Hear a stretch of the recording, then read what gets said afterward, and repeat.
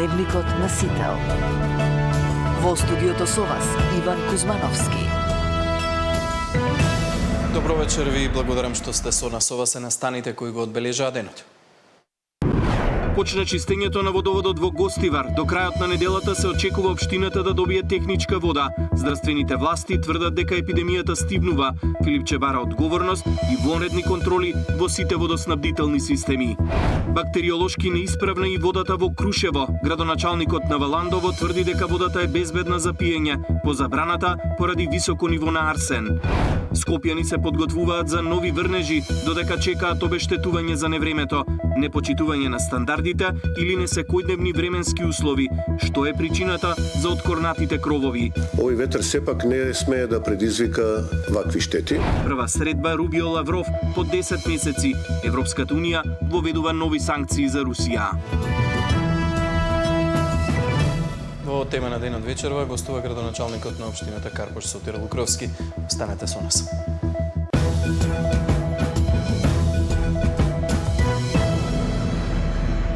Една недела откако беше пријавен случајот во Гостивар, општината се уште функционира со целосна забрана за користење на водата од градскиот водовод. Попладнева во градот беа представници од управувачкиот комитет за кризи со најава на следните чекори. Од Гостивар во живо и во централниот дневник имаме колешката Тамара Дичовска. Тамара, кои се последните информации? Иако е започнато хлорирање на водоводната мрежа во Гостивар, сепак при анализите се присутни штетни материи, таа се уште е забранета за секакво користење и како техничка вода, а секако забранета и за пиење. Од денеска се започна чистење на каптажата, од каде што се пренесува и водата низ цела општина Гостивар, дополнително се врши хиперхлорирање, односно со поголемо количество на хлор ќе се чисти водоводната мрежа, меѓутоа нема да ги надминува на оние граници на законски дозволеното. Дополнително се врши и спирање на водоводната мрежа, каде што соопштија денеска надлежните, со цел да се забрза процесот на чистење како и на цевките, со цел побрзо гостиварци да добијат и техничка вода, меѓутоа и питка вода. Денеска, како што кажа ти, во Гостивар на состанок се дојдоа на состанок министерот за внатрешни работи, градоначалникот на општината, заедно со директорот на дирекцијата за заштита и спасување, директорот на ЦУК. Тука беше и градоначалникот на општината Чајри, како подпредседател на ЗЕЛС, како и експерти од јавното предпријатие Водовод во Скопје. Тие ги соопштија овие чекори кои што се преземаат со цел да се забрза чистењето на водоводната мрежа. Вела дека секојдневно ќе се вршат анализи на состојбата на водата. До крајот на оваа недела, односно до недела, очекуваат гостиварци да добијат барем техничка вода, а очекувањата на надлежните се дека со овие чекори што ги преземаат, дека веќе до следната година гостиварци ќе имаат и питка вода. Во продолжение го слушаме министерот за внатрешни работи и вработената во јавното предпријатие Водовод Скопје. Во текот на денешниот ден првично се изврши чистење на оној центар, да кажеме, од каде што се каптажата, од каде што се обезбедува водата во рамки на општина Гостивар. Исто така се постави систем кој што би требало да направи дополнително хлорирање на водата, она како што беше доста употребено во јавноста последниве неколку дена, хиперхлорирање, кое што хиперхлорирање ќе биде во рамки на законски дозволениот максимум согласно правилникот кој што регулира хиперхлорирање за ваков тип на настанати кризни состојби, така да нема да биде по штета на граѓаните на општина Гостивар. Односно, за пример еден ќе дадам, за време на короната во Скопје хиперхлорирањето и водата која што доаѓала до крајните корисници било со параметар, да речеме, 1. А овде ќе одиме со хиперхлорирање од старт во рамки на изворот, односно каптажата каде што се поставени сите овие инструменти, 0,8, кое што во секој случај нема да влијае негативно по животот и здравјето на гостиварчани. Но тоа не значи дека водата треба да се користи за пиење или пак како техничка вода, се до оној момент додека не известиме дека истата е во ред. Процесот кога ќе се одвива ќе покажат анализите кои што ќе ги правиме ние секојдневно. Примарна цел е да се исчисти главниот цевков, односно примарната мрежа. Кога примарната мрежа ќе биде исчистена, постепено и секундарната мрежа кај главниот корисник ќе дојде до исправна вода. Да, Тамара, значи најавите се дека до крајот на оваа недела гостиварци преку водоводниот систем ќе добијат техничка вода. До крајот на идната недела се очекува водата која што тече низ системот за водоснабдување во Гостивар да биде дозволена и за пиење. Меѓутоа, што се случува во моментот? Дали во моментов има доволно вода за пиење за гостиварци, но и како се снабдуваат со техничка вода? Надлежните уверуваат дека има вода за гостиварци и питка и техничка вода. Поставени се и 13 цистерни низ градот, меѓутоа и секојдневно во неколку наврати на денот се носат преку со камиони се носи флаширана вода, како што може да се види зад мен. Ова е една од цистерните која што е поставена во градот. Ова се наоѓа кај средното економско училиште тука во Гостивар. Станува збор за цистерна со питка вода. Ова цистерна од општина Неготино која доаѓа како помош за општината Гостивар и не само општина Неготино, и повеќе општини испраќаат своји цистерни со цел да се помогне колку што се може за епидемијата која што владее тука во Гостивар. Пред ние дури сме тука, дојдоа повеќе граѓани кои што доаѓаат со празни шишиња тука полнат од водата, меѓутоа како што кажав и со камиони се носи флаширана вода. Во текот на денешниот и вчерашниот ден тука во Гостивар се донесени 200.000 литри флаширана вода. Ќе продолжи да се носи вода се дури од гостиварските чешми не протече питка вода за гостиварци. Во продолжение го слушаме и директорот на дирекцијата за заштита и спасување. Во текот на вчерашниот и денешниот ден во Гостивар е донесена 200.000 литри флаширана вода. Денес до граѓаните на општина Гостивар е доставена и над 100 тона техничка вода. Се разбира, по потреба можеме да доставиме дополнителни количини на техничка вода. Ангажирани се вкупно 13 цистерни за вода и еден камион со резервоар за вода. Моментално во Гостивар има 8 цистерни за вода, а уште 5 ќе пристигнат во секој момент заедно со камионот со резервоар за вода. Да, Иван, само да напоменам дека ние дури сме тука, очигледен и стравот кај гостиварци околу седнувањето во ресторани, кафулиња, како и места каде што се произведува и продава храна. Меѓутоа, Агенцијата за храна и ветеринарство соопшти дека се направени 70 вонредни инспекцијски надзори во овие објекти кои што ги набројав и сите тие користеле исправна вода, односно користеле за овие потреби или флаширана вода и безбедна вода за пиење, така што не се утврдени никакви нерегуларности. При тоа се користеле и пластични или хартиени чаши и прибор. За каква ќе биде ситуацијата дополнително, секако имаме јавување и во вестите во 21 часот. Да, следиме состојбата со најновите информации, те очекуваме во вечерните вести. Тамара Дичовска во живо од Гостивар. Благодарам за ова вклучување. Согласно бројот на болни, здравствените власти велат дека епидемијата стивнува, но сепак апелираат до гостиварци да ја почитуваат забраната за користење на водата од градскиот водовод. Астровирус и шигела кај гостиварци кои дале примероци за анализа. Овие се најчести, но не единствените вируси и бактерии изолирани кај жители од Гостивар, кои се резултат на фекално загадување или загадување од атмосферски води. Иако има повеќе анализи што е пронајдено кај болните, здравствените власти велат дека не може да донесат генерален заклучок. Астровирус е најчест и шигела е од бактериите најдена најчесто. Не во сите народи, меѓутоа има пациенти што ги имат сите. Може има некој што има една, значи не се идентични резултатите, како што не се идентични резултатите на чешмите. Значи има 4 чести и 5 прљави. Клековски вели дека е стагнирачка состојбата со прегледи, но побара од гостиварци да не се опуштаат. Морам да предупредам да не настане попуштање во спроведување на мерките. За мене надвор од инкубацијскиот период, бидејќи ги знаеме кои вируси и бактерии се присутни, е многу поважно дали граѓаните ќе задржат дисциплината или не. По еднонеделната криза и прогласената епидемија, гостиварци најмногу сакаат да слушнат кога од нивните чешми ќе потече чиста вода. Јас очекувам до крајот на оваа недела да имаме технички исправна вода во Гостивар. Сега треба да се пристапи кон целосно, би рекол, перење на системот, за да може да добиеме вода која што ќе има нормални граници на хлор и која што ќе биде добра за техничка употреба. А ако секако што биде планот е кон крајот на идната недела таа вода да биде добра и за пиење. Што се однесува на бројните реакции на социјалните мрежи по вчерашната изјава на министерот за здравство за слободни јавачи на епидемијата. Клековски денеска тврдеше дека не мислел на никој конкретно, туку дека граѓаните треба да се информираат од официјалните канали. Сања Димитровска, Сител телевизија.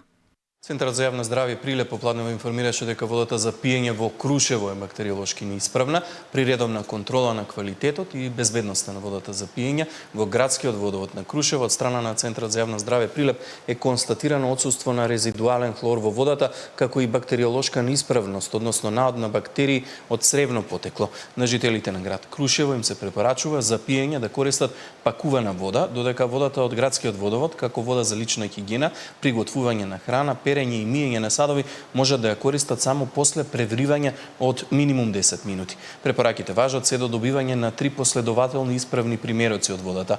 Исто така Центарот за јавно здравје Прилеп ги информира жителите на Крушево дека при испитувањето на крајпатните чешми, бензинска пумпа и Света Петка, земени на 20 јули, е констатирана бактериолошка неисправност. Истите не смеат да се користат како вода за пиење. По вчерашната објава за забрана за користење на водата во Валандово поради зголемено ниво на арсен, градоначалникот тврди дека денеска добил резултати од нов вореден извештај кој покажувал дека водата е безбедна за користење.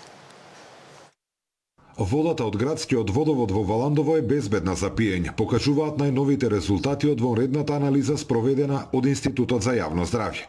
Ова денеска го соопшти градоначалникот на Валандово Ѓоко Камчев, кој го презентираше и лабораторискиот извештај. Според Камчев, состојбата во Валандово ни одблиску не е како таа во Гостивар и смета дека таквите споредби се несериозни. Согласно резултатот кој што го добивме денес, концентрацијата на арсен изнесува 1,40 од дозволени 10.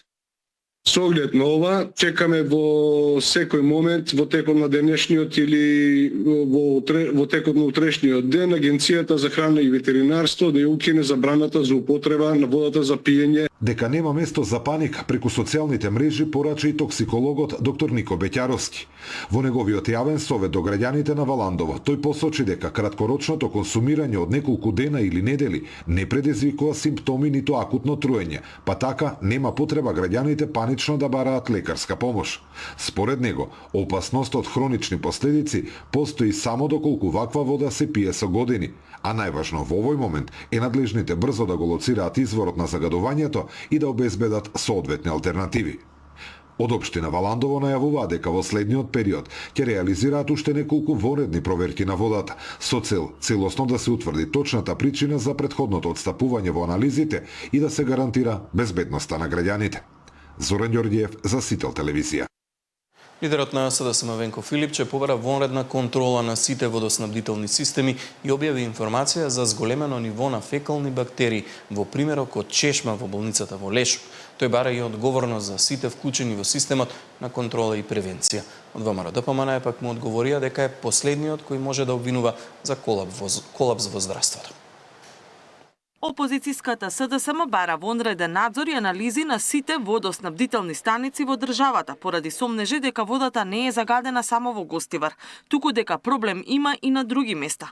Филипче денеска објави резултати за наводно бактериолошки неисправна вода од водоводот во болницата за белодробни болести во Лешок, обвини за системски пропусти во случајот со Гостивар и побара оставки од министерот за здравство, директорката на ИЈ, Центарот за јавно здравје, Агенцијата за храна и ветеринарство и обвинителството, но и кривична одговорност за надлежните.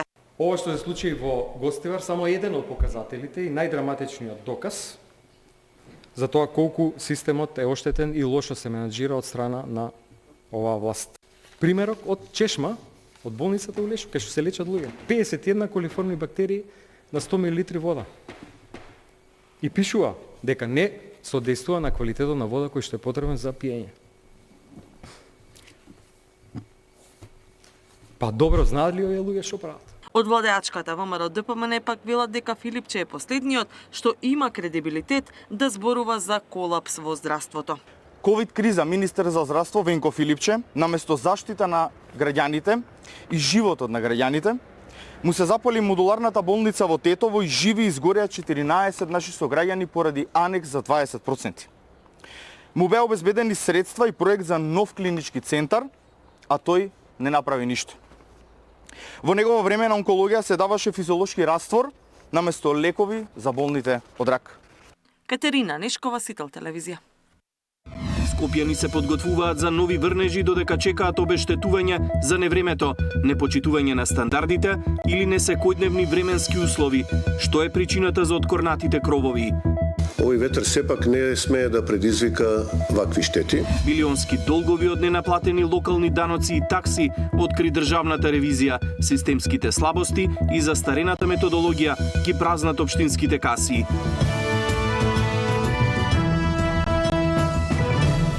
Додека се чекаат тимовите за проценка на штети, скопјани почнаа да се подготвуваат по најавите за нови врнежи од дожд. За откорнатите кровови, голем дел вината ја гледаат во нестручна изведба. Професорот Марковски од Градежниот факултет вели дека секој покрив треба да ги издржи орканските ветрови, но само доколку биле почитувани стандардите при неговата изградба. Втор ден по навремето во Скопје, жителите на главниот град брзаат да ги затворат однесените покриви по најавите за нови врнежи од дожд. Ја пријавиле штетата, додека се врши увид на терен. Тие немаат многу време, па се сноѓаат секој на свој начин за да спречат дополнителна штета. Таква е ситуацијата со станарите кај пазарчето Боњаковец, каде што пред 2 дена ураганот целосно ја однесе кровната конструкција. Истата вечер, додека ја се враќав од Охрид, мојот брат, уште еден негов пријател, се качува и 6 сата работи за со најлон да го колку толку способи барем едната страна на кровот. Ова се веќе втори работници кои што само најлон ставаат. Зошто? Прогнозите не се поволни. Утре се смета дека ќе има повторно не време, и се надеваме не време, ама ќе има обилен дожд и дека тоа може да направи штета не само на горните спратови, туку и да пробие надале. Така да сега се бориме битка со времето да можеме да зачуваме се што можеме да зачуваме. Скопјани не се изненадени од последиците од невремето, свесни за начинот на градба, но и за стручноста на оние кои работат. Работам таа работа ли Марија нешто, херметички мора да се затвори кровот. Малку да има пропуст, одма ветерот го дега, пошто и лимот е таков се кинески од 0,45, тој трагедија сме. Јас сум градежник, ме начекавте.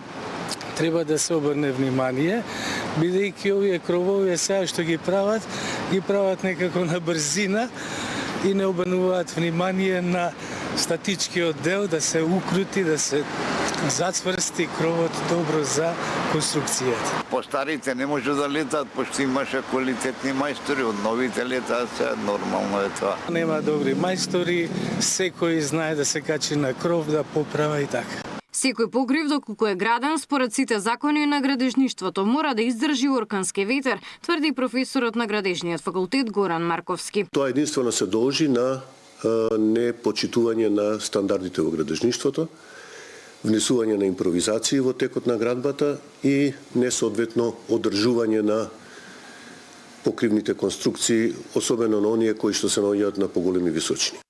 Овој ветер сепак не смее да предизвика вакви штети. Професорот додава дека на терен се забележале 2 вида на попуштање на конструкции. Едниот е практично откачување на лимот од конструкцијата, на лимените табли, што е исто недостаток на изведбата. И второто е практично откачување на целокупната подконструкција заедно со лимот од основната конструкција, што укажува на тоа дека воопшто не се внимава на врските во ваквите конструкции, а гледаме колку е тоа битно и значено. Експертите велат дека сега на потек се градежните инспектори за да ги проверат сите конструкции и да ги казнат сите оние кои не работат според правила и прописи со дебели казни, за да се избегнат вакви сценарија при слични непогоди. Габриела Лискова, Сител телевизија. Но дали граѓаните ќе добијат целосно обештетување? Одговори бараше колегата Даниел Василев. Каско осигурување е единствениот начин да бидете обештетени доколку вашето возило настрада во вторникот. За зградите чии кровови летаа од ветрот со брзина од околу 130 км на час, обештетување може да добиете само доколку заедницата на станари го осигурала заедничкиот имот. Во спротивно, пари можете да добиете само на добра волја на институциите и општините. Паркови и зеленило е институцијата која се грижи за дрвата во Скопје. Ги бележи оние кои се за сечење или за кроење. Но тоа не значи дека ќе бидете обештетени доколку вакво дрво ви направило штета, зашто невремето во вторникот се смета за елементарна непогода. Обештетување правиме во случај кога силината на ветрот е под 60 км на час или доколку во нормални временски услови се случи обележано дрво, тоа значи за тоа дрво градот Скопје има издадено решение за кастрање или за сечење и тоа дрво доколку предизвика некаква материјална штета, во тој случај паркови и зеленило ги обештетува граѓаните. Автоодговорност е осигурување кое го плаќаме при секоја регистрација на возила, но тоа не покрива штети од надворешни фактори. Од осигурителните компании велат дека многу е мал бројот на граѓани кои возилата ги осигуруваат каско. Тоа обично го прават оние кои купуваат нови возила, особено доколку тоа е на лизинг, што во суштина наложува каско осигурување. Меѓутоа, не сите каско полиси значат дека би добиле обештетување, туку во самата полиса мора да постои ставка ризик луѓе. Каско осигурување представува осигурување во кој што го осигурувате вашето возило од повеќе ризици. Ризик сообраќајна незгода, ризик пожар, ризик луѓа, поплава, многу ризици во кои што еден од осигурани ризици во нашата компанија, а зависно од тип на осигурување треба се види дали во сите, е ризикот луѓа кој што се случи. Он опфаќа обештетување доколку настане штета на осигураното возило од кое што е причинето од овој. Во делот на заедничкиот имот во објектите за колективно домување процедурата е уште покомплицирана. Собствениците на посебни делови со договорот за заемни односи имаат можност да го определат начинот на осигурување на заедничките делови на зградата и да плаќаат осигурителни премии. Собствениците на посебните делови одлучуваат за работите на управувањето, меѓу кое е и осигурувањето на заедничките делови, инсталации и опрема, како и градежни елементи на стамбената зграда со мнозинство гласови според собственичките делови, а управителот или председателот на заедница на собственици ги извршуваат одлуките на собствениците на посебните делови, велат од регулаторната комисија за домување. Сепак, државата најавува дека ќе ги обештети граѓаните, иако барем засега нема информација дали ќе бидат исплатени 100% од штетите или само одреден дел. Општините веќе формираат комисии кои ќе разгледуваат и одлучуваат за пријавените штети. Граѓаните кои што имаат штета треба да ја пријават таа штета кај комисиите. Тие ќе направат проценка и веднаш во комитетот за проценка на штети ќе ги достават до владата, а ние согласно закон и пракса ќе интервенираме и ќе ги обештетиме тие кои што ќе пријават штети. Во големото невреме во вторникот, само во Скопје оштетени беа речиси 120 возила, 35 покриви, паднаа безмалку 200 дрва, а штета има и на многу јавни објекти, како училишта, објекти на министерства и јавни институции. Даниел Василев, Сител телевизија. По тема на денот вечерва, како што најавив, разговарам со градоначалникот на општината Карпош Сотир Лукровски. Господин Лукровски, добро вечер, добро дојдовте во Дневникот. Добро вечер, ви благодарам за шансата да се презентирам пред вашата публика. Скопје беше погодено од силно невреме, од големо невреме, од, како што велат од управата за хидрометеоролошки работи, оркански ветрови со брзина од 130 км на час. Една од најпогодените општини беше општината Карпош. Што покажуваат бројките? Какви се последиците од невремето? Значи, нема да погрешиме ако кажеме и најпогодена. Во текот на вчерашниот ден имавме координативен состанок во градот. Сите скопски градоначалници, директорите на јавните предпријатија и градоначалникот на Скопје нормално. И од оние 2,5 часа кои ги поминавме таму, створи впечаток дека ние сме најпогодената општина. Ако тоа некако низ бројки пробаме да го прикажеме, тоа значи негде околу 250 автомобили оштетени, негде околу 85 или 90, мислам, тука е бројката на оштетени кровни конструкции на згради, куќи и останати институции. Имаме за жал и училишта со оштетување на кровните конструкции. негде околу близу 100 дрва паднати, откорнати и така натаму. Дрва, особено ние големите дрва ни направија голем проблем. Значи покрај лимовите од зградите, добар дел од дрвата беа паднати, ги попречува влезовите на зградите и во еден период, ајде да кажем и во тек на вчерашното утро, се уште не стигнавме некои влезови да ги одблокираме, така да огромни се последиците. Ова гледам, штетата е огромна, 85 кровни конструкции, тоа е илјадници евра штета, 250 автомобили. Како ќе оди процесот на обештетување на граѓаните? Разговаравме за тоа вчера на состанокот во градот по неколку точки. Тука најмногу се задржавме, морам да признам, од после оној првичен шок кој сите го доживеавме, веќе од наредниот ден почнаа да стигнуваат барања и молби за помош. Интервениравме во неколку домови каде што буквално се под ведро небо. Кај што е наитно. Кај што е наитно, значи буквално се под ведро небо. Имаме на едно место 30 квадрата во една стамбена зграда, на последниот как стан на кого му фалат 30 квадрата од покривот и директно врне дошт, така да сите тие ги саниравме, меѓутоа сега нели одиме со материјалните штети. Донесовме заклучок во соработка со градот да издвоиме средства секој од општините, да направиме фонд, да направиме комисии. Во некои има правилници, во некои нема. Не е ништо ново из општина Карпош да формира комисија од тој тип. Правилник имаме, ќе го дополниме, измениме соодветно на она што ни се случи. И се договоривме на тој начин да ги обештетиме граѓаните, нормално со оглед на интензитетот на елементарната непогода.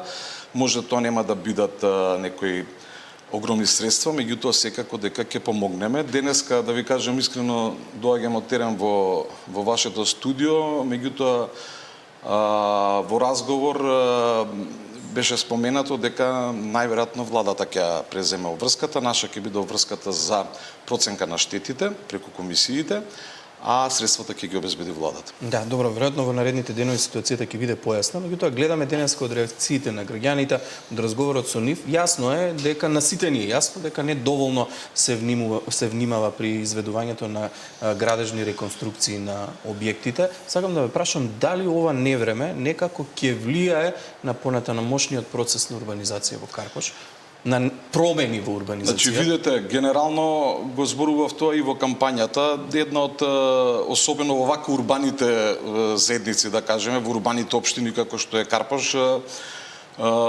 урбанизмот е итекако актуелна тема. Меѓутоа, сега да не многу се шириме, да се вратиме на ова што ни се случи.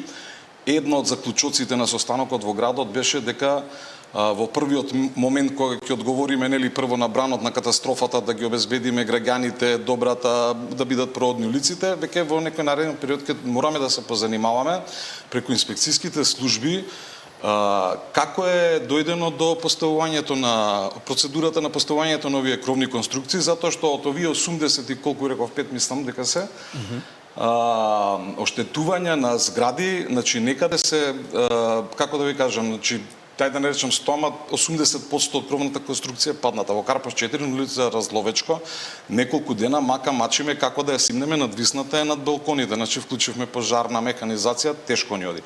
Во Владо Тасевски се надевам дека основното училиште дека можеби утре веќе ќе завршиме со отстранувањето на она што висеше, 3 дена работат луѓето. Така да преку инспекцијски контроли да видиме, затоа што јас на оние, па можда бе веќе на 30 на места бев лично, 48 сата до денеска до 17 часот веќе сме на терен, значи огромна благодарност до екипите. Она што увидов дека секогаш се работи за еден исти тип на изведба. Лим, некој штафни, сега јас не сум многу стручен, меѓутоа сето тоа изгледа кревко и за тоа ни се случи ваква трагедија. Добро, ќе следиме како ќе оди тој процес. Сега веројатно карпошани очекуваат да слушнат што се случува со најважните проекти во општината. Минатиот месец го добивте, го превземавте како општина базенот Карпош. Има ли некаква одлука на советот што ќе се случува, како ќе функционира базен?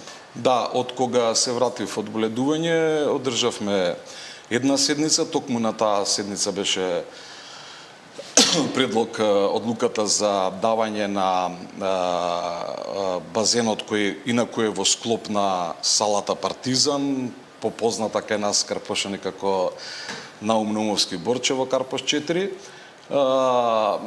Од некаде почетокот на септември, се надевам дека до тогаш технички ќе успееме, ние зедовме врска со одлука на Совет да го дадеме базенот во владение на Пливачката федерација. Значи, идејата е подпомогнати од владата, тука сакам да нагласам и да се заблагодарам на премиерот и владата, Пливачката федерација ќе го користи базенот во Карпош, од пладне до вечерните часови за сите пливачки клубови подеднакво, а во утринските часови, односно до пладне, ќе имаат обврска да организираат, како ајде да кажеме, курс за непливачи и тука ги опфаќаме дечињата од прво до трето одделение од нашите основни училишта, кои се некаде околу 2000 дечиња.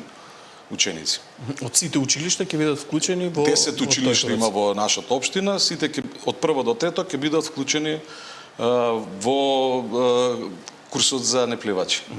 Во тој дел, во тој комплекс, ја споменавте зградата Партизан, имаше минатата година пред кампањата различни информации што ќе се случува, да ја превзема владата, да не ја превзема, ќе се дава на едни и на други. Што се случува со салата Партизан? Значи вака, таму историјатот е многу долг, да речеме, на самата сала и на она што се случуваше околу реновирањето на истата.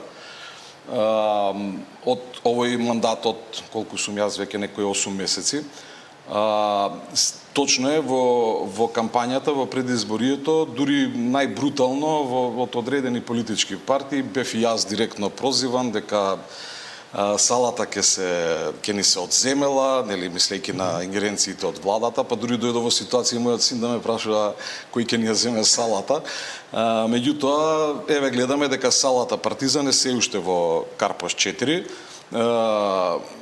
Започната е изградбата поодамна од тогашната агенција за спорт, сега ја доврши Министерството за спорт. Така да салата е предадена во наши ингеренции, ние стопанисуваме со салата. Салата до почетокот на мојот мандат, значи, не функционираше. Имаше некои јавни повици кои беа неуспешни. Мислам, тоа го и како граѓанин претходно и сега како градоначалник во службите добив информација. За жал, како и многу проекти кои наследив во општината, се нецелосни, некомплетни, да речеме, така да имаме одредени аномалии.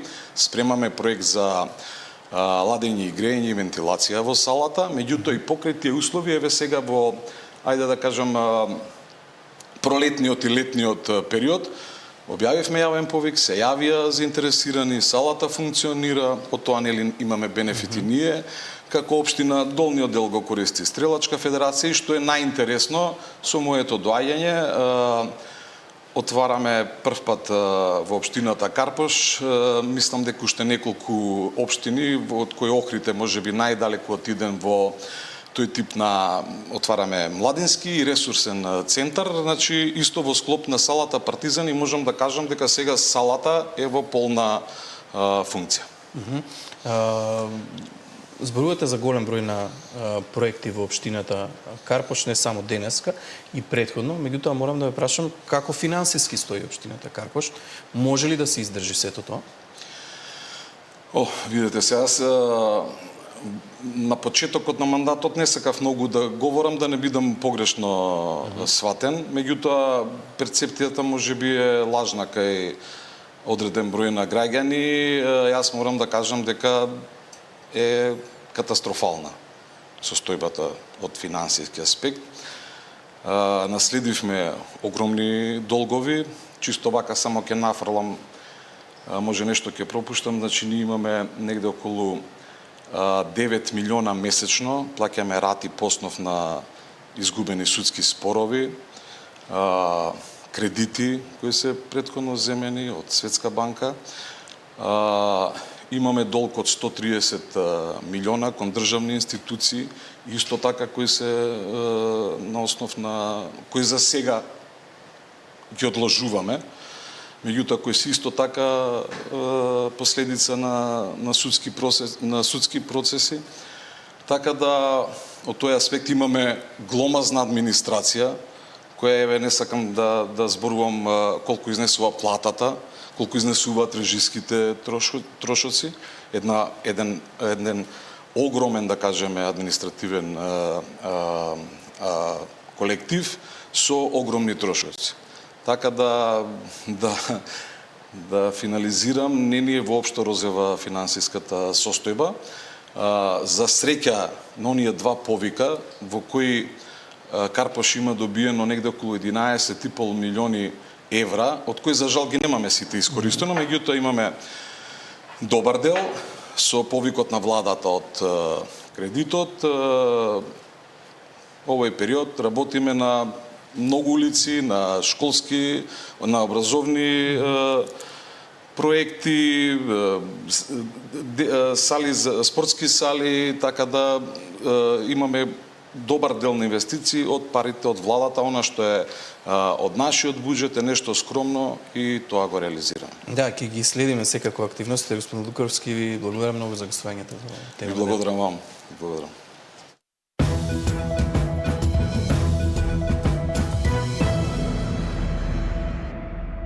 Во однос на јавниот повик за набавка на 150 електрични автобуси и 75 станици за полнење, Министерството за транспорт информираше дека најниска цена на електронската аукција доставила унгарската компанија Икарус во заедничка понуда со Евана, и тоа од 51 милион евра без ДДВ. На повикот се пријавиле вкупно 4 компании, но само 2 го исполниле условот и учествувале на електронска аукција која се одржала денеска. По склучувањето на договорот, најповолниот понудувач е должен да изврши испорака на автобусите и станиците за полнење по следната динамика: 30 електрични автобуси и 15 станици за полнење во рок не подолг од 6 месеци од денот на склучување на договорот, 60 електрични автобуси и 30 станици во рок не подолг од 12 месеци и уште 60 електрични автобуси и 30 станици за полнење во рок не подолг од 18 месеци од денот на склучување на договорот, информира од Министерството за транспорт. Стручната јавност го посочува сувото јаловиште како современ и побезбеден стандард во рударството, кој значително ги намалува ризиците за животната средина. Оваа технологија, која и Euromax Resources најави дека ќе ја примени во проектот Иловица, се смета за важен чекор кон поодржливо и поеколошко управување со отпадните материјали од рударството. Методот суво одлагалиште се смета за една од најзначајните иновации во современото рударство кога станува збор за заштита на еколошките системи. За разлика од традиционалните, така наречените влажни јаловишта кои изгледаат како огромни езера полни со течна кал, вода и опасни материи, кај сувото јаловишта важат поинакви правила. Наместо кал се добива сув материјал сличен на влажен песок или земја кој може лесно и безбедно да се транспортира и складира. Во обемната анализа модерна одржливост на рударството, интегрирана рамка за технолошки иновации, објавена во специализираното научно списание, светските експерти јасно потенцираат дека глобалниот индустријски стандард за управување со јаловината воспоставува строги упатства за безбедност. Во студијата се наведува сувото редење на јаловината и отстранувањето на јаловината во јамата се истражуваат како методи за намалување на ризикот. Во Македонија, компанија која најави дека ќе го имплементира овој најсовремен метод од Euromax Resources, инвеститорот во рудникот за бакар во Иловица. Кон крајот на 2023 година тие испратија писмо до Министерството за животна средина во кое потенцираа дека ќе ги користат засилените мерки за заштита на животната средина. Нашиот проект вклучува создавање на одлагалиште на јаловината со поголема густина со содржина од околу 65% цврсти материи, што е подобрување за разлика од традиционалното одлагалиште на јаловина кое содржи приближно 50% цврсти материи. Во текот на изминативе години, преку примената на суво одлагалиште на јаловината со содржина од околу 90% цврсти материи или 10% вода, се подобри методот на таложење на јаловината. Намалените оперативни трошоци комбинирани со посигурна технологија го направи ова производство да биде изводливо за операции од големи размери, како што и проектот Иловица штука, напиша инвеститорите. Како што истакнуваат од компанијата, со примена на оваа нова технологија ќе се добијат значајни придобивки за локалната заедница, намалување на загубите на вода од рудникот, намалување на вкупниот опфат на одлагалиштето и подобрување на рекултивацијата. Светските експерти заклучуваат како што светот преминува кон обновлива енергија и електрични возила, поборовачката за критични метали како бакар, никел и литиум ќе се зголеми дури 4-кратно до 2040 година. Поради тоа, самата индустрија мора фундаментално да се промени. Како што се додава во студијата, оваа дихотомија е формулирана како улога на рударството во овозможување на транзиција кон чиста енергија, а воедно се осигурува дека самото рударство станува почисто, односно дека зелените минерали се експлоатираат на зелен начин. Миријана Давидовска, Сител телевизија. Технолошкиот парк кој функционира во рамки на Универзитетот ФОН подпиша договор за соработка со компанија од Саудиска Арабија. Технолошкиот парк N99 подпиша договори за соработка со арапската компанија Сави, со кои ќе се јакнат капацитетите на македонските компании, а домашните производи ќе го освојуваат арапскиот пазар. Фокусот е ставен на вештачката интелигенција, сајбербезбедноста и иновациите. Имајќи предвид дека кралството има своја визија која е наречена 2030 и работи на многу насоки, многу полиња, ние како институција која што работи на 4 насоки во делот на AI и роботика, во делот на AI and agriculture, во делот на neuroscience и во делот на cyber security, имаме што да понудиме, имаме што може да покажеме и имаме што можеме да соработуваме. Преку 43 земји кои што ни се на мапата ќе ги работиме. Компанијата Сави од Саудиска Арабија, која работи на усовршување на новите технологии и вештачката интелигенција, е уверена дека со подпишување на договорите преку N99, бенефит ќе добијат двете страни, а првите резултати може да се очекуваат веќе следната година. We started a year ago in the area of AI and cyber security.